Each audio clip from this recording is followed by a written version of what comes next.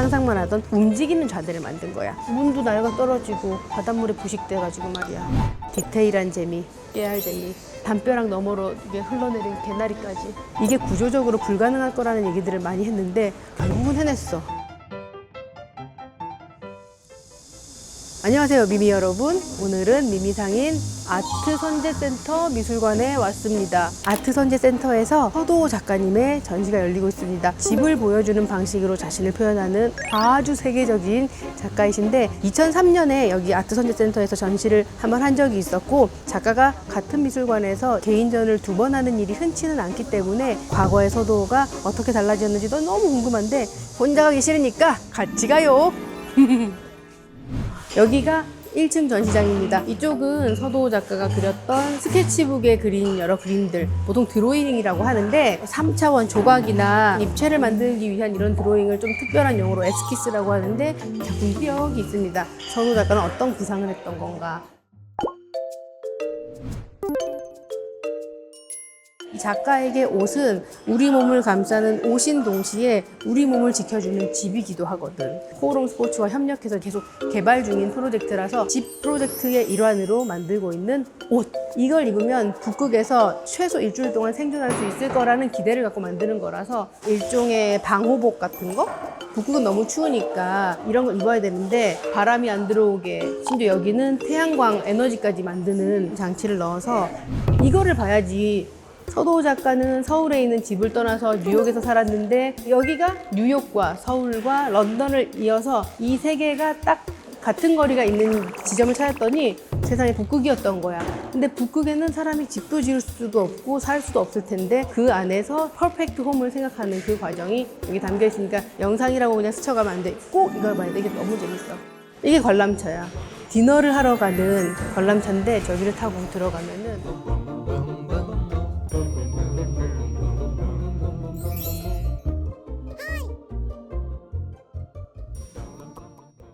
이게 2010년 리버풀 비엔날레라고 영국에서 했던 프로젝트인데 실제로 건물 사이에 집을 끼워 넣었어. CG 아님, 애니 아님, 이거 실화임. 두 채의 양옥 사이에 한옥이 와서 박혀 있는 이런 장면을 만들었던 거야. 이 작가가 살던 집은 창덕궁 연경당 사랑채를 모델로 해서 똑같이 재현한 집에 살았어. 창덕궁 궁궐 안에 일반인 사대부들의 민가를 하나 지었던 게 연경당이었는데, 그러니까 민가에서 있는 가장 아름다운 집의 형태를 만든, 그래서 가장 아름다운 한옥이라고 불렸던 거를 서도호 작가의 아버님인 한국화가 서세옥 화백께서 그 집을 짓기로 하신 거야. 부인이자 서도호 선생님의 어머니인 분도 한옥에 대해서 조예가 깊으신 분이어가지고 온 가족이 합심해서 한옥을 만들었는데, 그렇게 살던 한옥집을 떠나서 미국 유학을 갔더니 뉴욕의 좁은 아파트, 그러니까 구조부터 다르고 물건을 재는 길이의 단위부터도 다 다르니까 그 얼마나 불편했겠어. 그래서 그 불편함을 막 느끼면서 불편함이 어디서 왔나를 고민하다가 아, 집의 구조에 있구나. 그래서 집을 이렇게 하나하나 만들기 시작했고, 그때부터 집이라는 소재가 이 작가에게는 아주 중요한 모티브가 됐던 거예요. 근데 그 집이 리버풀 비엔날레 때는 두 양옥 사이에 작은 공간에 내리꽂힌 마치 별똥별처럼 꽂힌 한옥의 형태가 서양 문물 사이에 끼어든 동양에서 온 자기 자신이 느낀 문화 충격을 표현한 거거든. 이게 구조적으로 불가능할 거라는 얘기들을 많이 했는데 결국은 해냈어. 가운데 있는 걸 나중에 끼우신 거예요? 이 집 사이에? 이 집들은 원래 있던 집이고 이 집만 여기다 갖다 끼운 거지. 불가능한 걸 가능하게 하는 게 예술의 힘이고, 그런 불가능을 상상하는 게 서도호 작가가 지금 하고 있는 일인 거지.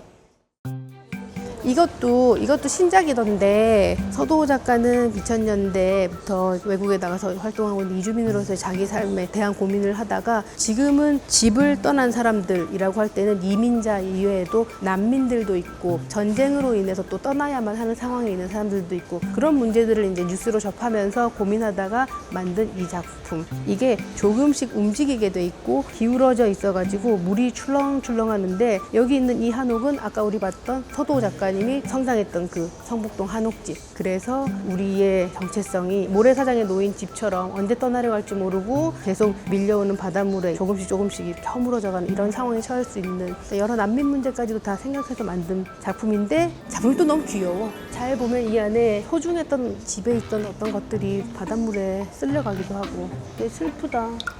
문도 낡아 떨어지고 바닷물에 부식돼가지고 말이야. 이거 재밌어. 이 작가님이 잠시라도 살았고 머물렀던 집들을 다 모아서 이렇게 한 덩어리로 만들어서 저렇게 만든 프로젝트. 내 진짜 짱 귀여운 거 보여줄게. 너무 귀여워서 미쳐. 이게 광주 비엔날레 때 프로젝트로 만들어졌던 건데 서도호 작가님은 남동생이 하나 있는데 건축가셔요. 서을호 작가. 그래서 베니스 비엔날레 건축전 때 형제가 나란히 출품을 하기도 했었던, 그러니까 예술가의 아이디어와 건축가의 실행력을 합쳐서 이 틈새 호텔 프로젝트를 만들었는데 이 트럭 한 대에 모든 게 다 들어있어요. 그래서 이거 하나가 호텔 방 하나의 역할을 충분히 하고 있고 이동을 할 수도 있고 주차할 공간만 있으면 어디서든 틈새 호텔이 되는 거지. 밖에서 이렇게 이 내부가 이렇게 돼 있어요를 짐작할 수 있거든요. 여기 화장실도 있고 세면대도 있고 침대도 있고 심지어 이 다이닝 바까지도 있는데 이 안에 다 있어. 심지어 소화기까지 다 있어. 그리고 침대 안에서 라디오도 들을 수 있는 것 같아. 다이얼도 다 있고 그다음에 화장실 변기. 이게 실제로 존재했었습니다.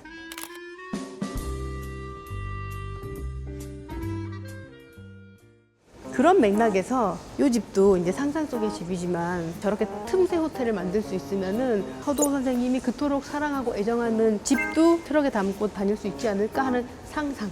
전시 제목인 스페큘레이션은 작가의 상상을 상상해 놓은 게 너무 많대. 수백 가지 상상 중에서도 절대 안 될 것만 같았던 상상 몇 가지를 작업으로 만들었는데 점점 과학기술이 발달하니까 상상이 실제가 될 수 있다는 얘기들을 종종 듣는다고 하더라고요. 관람객인 사람들은 이걸 보면서 작가가 몽상 같지만 어떤 걸 꿈꿔보는 걸 옆에서 엿볼 수도 있고 그리고 그 꿈의 결과물인 이 작품을 보면서 디테일한 재미, 깨알 재미, 담벼락 너머로 이게 흘러내린 개나리까지. 실제 성북동 댁에 이런 소나무 있어요. 내가 가져봤어. 이거를 봐야 돼. 서도호 선생님의 대표적인 작품이자 나도 개인적으로 참 좋아하는 작품 중에 하나가 공인들이라는 작품인데 이게 뭐냐면 조각을 세워놓는 좌대야. 이런 큰 좌대 위에는 위대한 위인의 석상이 올려져 있거나 아니면 위대한 인물의 조각들이 올려져 있는 건데 그런 걸 우리가 기념비적인 예술작품이라고 하는데 작가는 기념비적인 예술작품이 있기 이전에 그 사람이 세우는 업적 이면에 보지 못한 더 많은 사람들의 노력이 있지 않을까라는 걸 고민하기 시작해서 만든 작품이 이 공인들.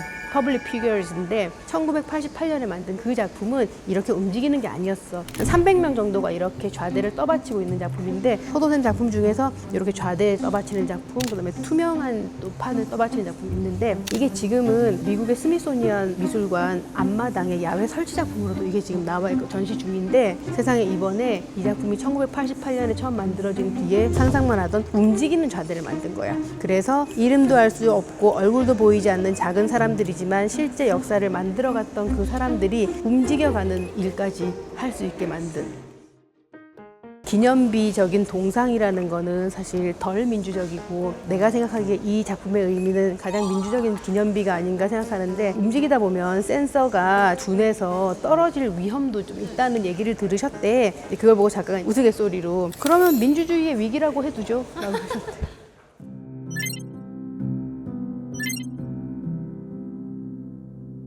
이건 두 개의 작품인데 하나는 대구에 처음으로 세워진 동인 아파트인데 오래돼서 철거하게 된 거지. 이것도 작가의 이제 상상 속의 한 프로젝트였는데 철거를 앞둔 집을 생각하면서 아파트는 공동주택이잖아요. 공동주택은 겉으로 봤을 때 형태는 똑같은데 살고 있는 사람이 누구냐에 따라서 내부 공간이 다 달라지잖아. 그 공간들을 다 하나하나 들여다보고 서도호 작가 특유의 미니어처 작업으로 만든 다음에 다 연결해서 촬영을 하고 싶은 게 작가의 상상이었는데 실제로 그걸 하셨지. 철거를 앞둔 집 이렇게 횡한이 있는데 안에 들어가 봤더니 실제로 집이 버려진 거라 사람들이 그냥 두고 갔어. 한국에서만의 일이 아니라 영국 런던 아파트에서도 비슷한 사례가 있어서 그것도 같이 촬영을 해서 이 작품은 영상 작품으로 두 편이 상영이 되는데 한 편이 한 20분 넘게 되는 거니까 한 40분, 50분 정도를 투자해야지 보실 수가 있는데 영상 작품 그렇게 오래 볼만해요? 라고 물어본다면 오,